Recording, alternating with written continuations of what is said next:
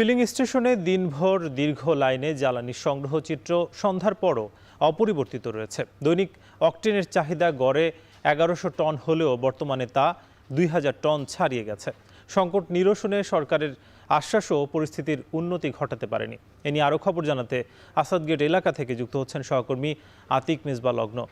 জানাবেন যে ফিলিং স্টেশনে মজুত ও সরবরাহ পরিস্থিতি কি এবং নিরাপত্তার স্বার্থে ডিপোতে সেনাবাহিনী এবং ফিলিং স্টেশনে আইনশৃঙ্খলা বাহিনী মোতায়েনের সিদ্ধান্ত হয়েছে কিনা, আপনি যেখানে আছেন সেখানে কি পরিস্থিতি?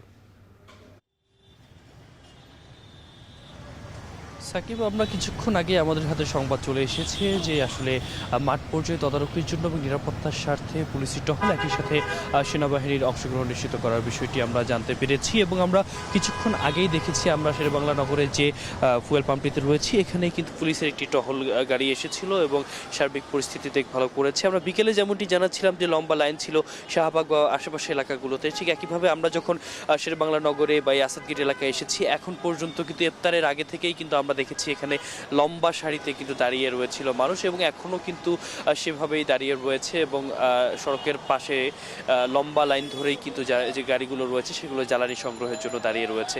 যেমনটি আমরা জেনেছি সরকারের পক্ষ থেকে বারংবারই বলা হচ্ছে যে এখানে আসলে কোনো ধরনের অপ্রতুলতা নেই, অর্থাৎ যে 1100 টন যে ফুয়েলের যে প্রয়োজন ছিল অক্টেনের সেটি কিন্তু 2000 টনেরও বেশি রয়েছে। কিন্তু তারপরও আমরা যেমনটি কথা বলেছি যখন যে ফুয়েলের বিপণনের সাথে যুক্ত যারা আছেন তারা বলছেন যে আসলে মানুষ আতঙ্কেই লম্বা সারিতে দাঁড়িয়েছেন এবং আতঙ্কেই কিন্তু মানুষ এখানে আসলে তেল সংগ্রহ করছেন। তবে বিশেষ তদারকির কথা আমি বলতে চাই, পুলিশি টহল যেমন আমরা দেখেছি একই সাথে যে পেট্রোল পাম্পগুলো রয়েছে বা ফুয়েল পাম্পগুলো রয়েছে তাদের পক্ষ থেকেও কিন্তু বেশ কিছু উদ্যোগ নেওয়া হয়েছে। যেমন প্রত্যেকটি গাড়ির যে নম্বর রয়েছে প্রত্যেকটি গাড়ির নম্বর নথিভুক্ত করছেন এবং একই গাড়ি যেন দুবার করে ফুয়েল নিতে না পারেন সেই দিকে তদারকি করছেন। কিন্তু এই এখন যে পাম্পটিতে রয়েছে এটা কিন্তু একটা বড় একটা পাম্প এবং এখানে বেশ কয়েকটি বুথ থেকেই মূলত ফুয়েল সংগ্রহ করা যায়।